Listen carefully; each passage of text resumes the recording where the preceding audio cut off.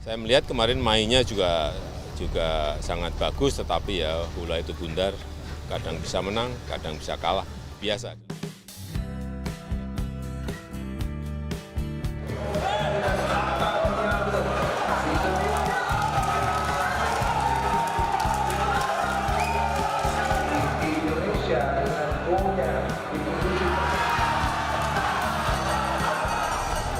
Timnas Pak, kemarin gimana Pak tanggapannya? Timnas Pak kemarin. Timnas untuk membangun sebuah tim yang baik itu memerlukan waktu. Yang saya senang, tim kemarin itu kita adalah rata-rata usia itu paling muda dari Indonesia.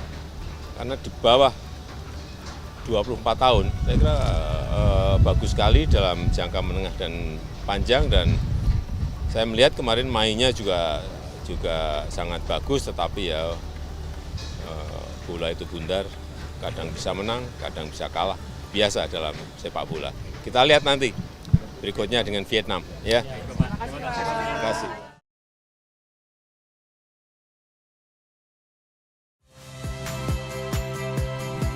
Saya Yasir Neneama. Saksikan program-program Kompas TV melalui siaran digital, pay TV, dan media streaming lainnya.